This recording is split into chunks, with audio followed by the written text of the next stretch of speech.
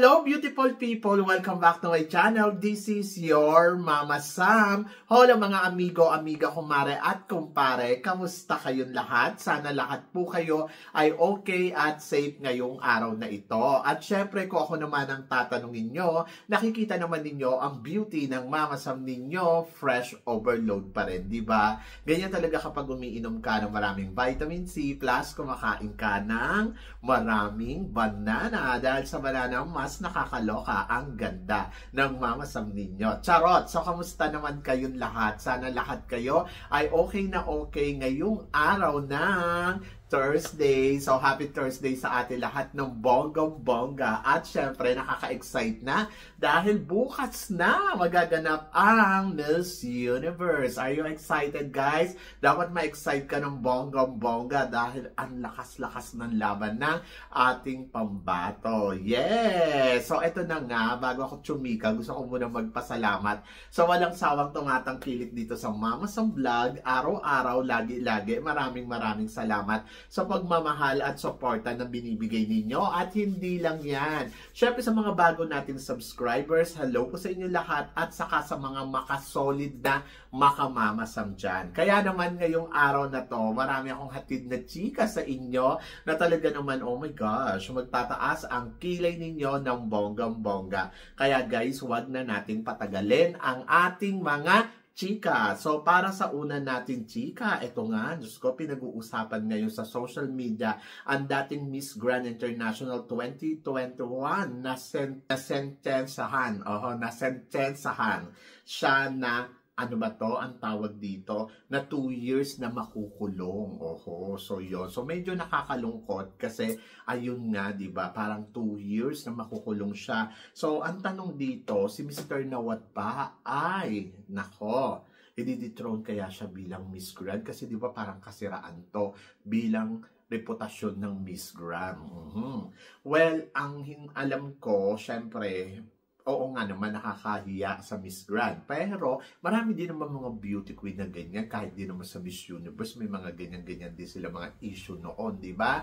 Pero nalagpasan naman. So hindi ko alam kung ano yung magiging desisyon dyan ni Mr. Nawat, kung i-dethrone ba niya or hindi.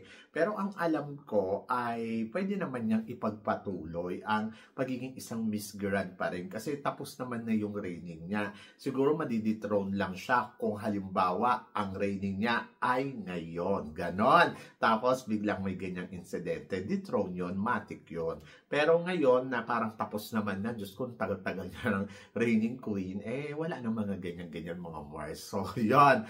Pero syempre, yung reputasyon ng Miss Grand ay medyo makakasira ang dating Miss Grand International, di ba? Na si Vietnam.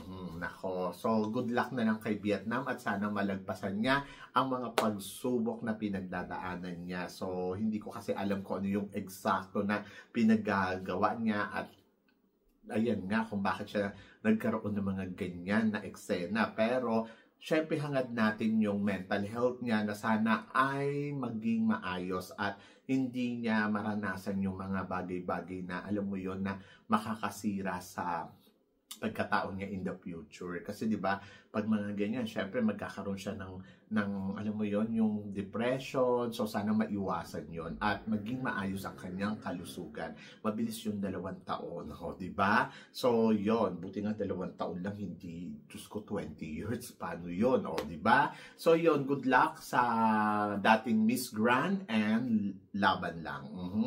And then ayun nga, para sa sumunod na chika, sabing ganon, Mama Sam, ano naman ang masasabi mo sa mga reyna na si Catriona Gray at saka syempre si Jay Opiasa at si Oppo na magsasama bilang host dito nga sa Sultan Kudarat bukas?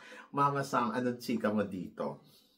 Ang chika ko dyan, ang bongga. Siyempre, Catriona Gray, Miss Universe. Tapos, Miss World, di ba? Si Oppo Suchata. Pagkatapos, ayan nga, si Miss Grand Philippines. O, di ba? Na si CJ Opiasa. Ay, naku mga reyna. Ang saya lang. At syempre, ang swerte-swerte din ni CJ dahil, ayan, makakasama niya tong mga to. kahit tapos na yung reign niya, ayan. So, syempre, makikipagsabayan dyan ng bonggang-bongga si CJ. And then, Catriona Gray, syempre, alam naman na natin na Miss Universe yan. Magaling yan pagdating sa hosting. Nakakapanginayang nga lang kay Catriona ay, ayun nga, hindi nga siya, tawag dito, hindi siya naging host ngayon dito sa Miss Universe na ginagawa nga dito. So, medyo nakakalungkot, di ba? Pero, ayun nga, syempre meron siyang ibang eksena, kaya happy ako for Catriona. And then, ayun, so syempre si Oppo, napakaswerte kasi syempre opportunity to na magkatrabaho ang Thai and Philippines. And welcome to the Philippines, di ba? So, yun, so I'm so happy and masaya ako para sa mga reynang to. Talagang tuloy-tuloy lang ang laban. And then, of course, para sa sumunod na chika, bakbakan nga kagabi sa Miss Universe. Mama Sam, tingin mo, nag-penetrate ba ng bonggang-bongga si Cote d'Ivoire at saka si Thailand? Maaari kaya ba silang dalawa ang mag-last two standing? Alam nyo, hindi rin naman imposible mangyari yun, no? Na makarating sila sa dulo ng kompetisyon. Parehas silang magaling, parehas silang palaban. And then si Cote d'Ivoire, nakita naman natin yung performance niya, talagang, ay nako, Diyos ko, hindi ka makapigil hininga. Sobrang magaling din talaga siya sa mga eksena niya. Hindi siya ganun kaganda ng katulad ng ibang candidates, pero yung panalong-panalo talaga, yung galawan niya. At doon ako masaya, di ba? And then ito naman si, tawag dito, si, si Vina, Siyempre, si Vina, happy din naman ako sa naging performance niya. At ayun, so tingnan natin kung sila nga ba ang matitira sa dulo ng kompetisyon. So, abangan ninyo yan bukas. At good luck, di ba? So, yun. So, para naman sa sumunod na chika, eto nga sinasabi, Miss Mexico, possible bang ma-El Tocuyo dito sa Miss Universe? Nag-perform siya ng bonggang-bongga, ang daming supporters na nandoon. So, hindi ko alam. Pero, sa performance na pinakita niya, mukhang may laban naman si ate, di ba?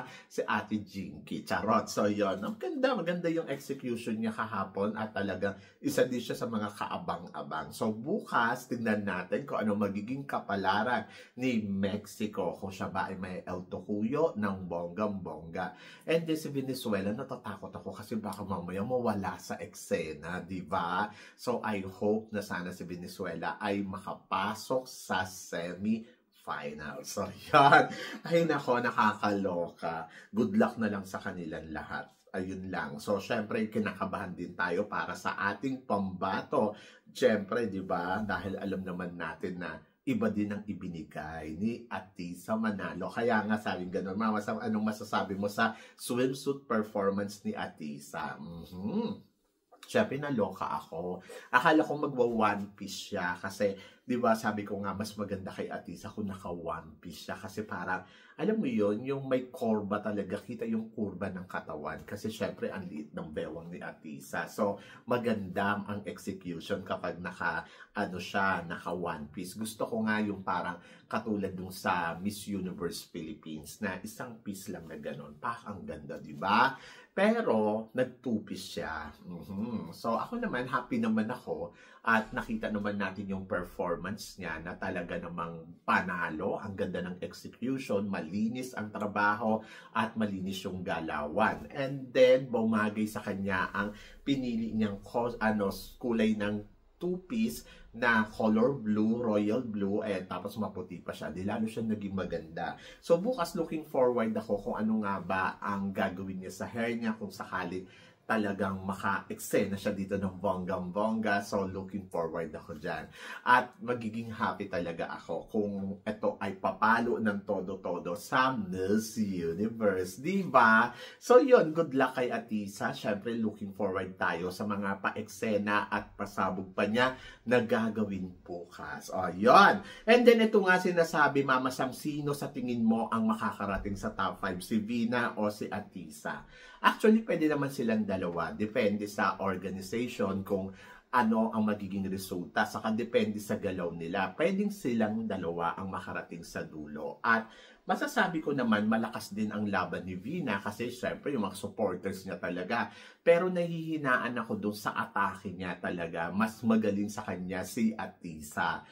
But tignan natin. Pwede din naman silang dalawa ang mag-last two standing, di ba? Hindi natin alam. Baka sila ang matira sa dulo ng kompetisyon at alam mo yon, mag-penetrate pa silang dalawa ng bonggang-bongga. Masaya yun. Ako, parang feeling ko, panalo ang magiging eksena talaga dito ni Atisa bukas. So yon, so I'm so excited. So abangan talaga ninyo ang mga pasabog pa ng ating reyna na si Maria Atisa Manalo. Pero syempre may pasabog din yan si Vina for sure. Hindi papayag yan na ganun-ganun lang. At let's see. So yon, so bukas talaga mas matindi ang bakbakan, mas makikita natin yung mga eksena ng mga kandidata, mas magbibigay sila ng magandang performance. Kaya, ayun yung abangan ninyo dahil iba yan pag umatake na sila lahat ng bonggang-bongga. Diba? So, yun. At para naman sa sumunod na chika, possible daw na mag-top 3 si ito, Venezuela, at saka si Mexico and Thailand. So, possible din naman talaga. Hindi naman ako magdi-disagree dyan. Kasi nga, ang lahat ng girls na naglalaro ngayon dito sa kompetisyon ng Miss Universe ay may chance sila hanggang tinatawag ang pangalan nila. So, may chance na manalo, may chance na mag-uwi ng corona, may chance talaga sa lahat ng pagsubok. So, yan. Pero, depende din sa mga galawan na ipapakita nila. Pwede talagang mag-penetrate, pwede din namang hindi. So, ako yung performance ni Venezuela yesterday, so lang para sa akin, lalo na sa swimsuit, saka sa kanyang evening gown, hindi ko masyado talagang naramdaman na wow, palong-palo. Pero nandoon na talagang nilalaban niya. Si Mexico, ganun din. Talagang todo din yung Pero sa kanilang tatlo, mas angat si Vina pagdating sa performance. Ayun yung tingin ko ha. So, yon. And then, sino daw yung dark horse? Para sa akin, ang dark horse candidate ko dito, I think si Symbia. Symbia. No? Kasi si Symbia, parang feeling ko, ang ganda ng atake din, ang ganda ng performance. At kinabog niya talaga yung mga ibang black beauty na pagdating sa performance. Kaya parang feeling ko isa siya sa mga dark horse. Hindi ako magugulat kung tatawagin ang Symbia bukas dito sa Miss Universe. Diba? So, ang magaling si Symbia. And then, ayun nga. So, alamin natin bukas kung ano ang mga eksena ng mga candidates at malalaman natin. Sabing gano'n si Miss Colombia. Ano ba ang mararating ni Colombia? Mananalo ba? Actually, magaling yung execution ni Colombia at saka ni Puerto Rico. Yes! Sobrang natutuwa ako sa performance nila. Puerto Rico, palaban din. Tapos, ito naman si Colombia, palaban din. Pero nakakatakot sa kabilang banda kasi yung mga eksena nila, pwede din do ang magdala sa kanila papuntang El Tocuyo, di ba? Pero may El Tocuyo ba sila? Parang feeling ko hindi. Maglalaro yan sila. Pero kasi yung evening gown ni Colombia, sa totoo lang, soso lang. At saka parang hindi na siya wow factor. Kumbaga parang madalas na nagagamit sa competition yung mga ganyang klaseng gown. Kaya nagulat din ako. And then, ayun, tignan natin kung makaka-eksena nga ba si Colombia ng bonggang-bongga at kung ano nga ba ang pasabog na gagawin ni Colombia. So kahapon safe lang yung kanyang performance pagdating sa evening gown. Pero etong si Puerto Rico ay talaga namang masasabi ko ay nako, tuloy-tuloy pa rin ang eksena niya.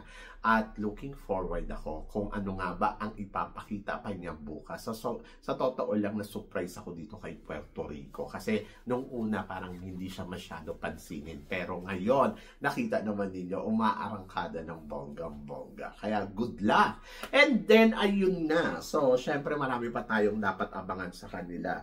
At masasabi ko na patindi ng patindi talaga ang labanan dito sa Miss Universe. At looking forward tayo kung sino pa yung mga makaka-eksena sa kanila ng todo-todo. Diba? So, yon. Kaya, laban. So, yon. At para naman sa sumunod na chika, eto nga, sabing ganon, Papa Nawat. Oho, ayan, si Papa Nawat at saka si Raul together. So, tingin mo, Mama Sam, magtatrabaho pa kaya uli sila sa isa't isa?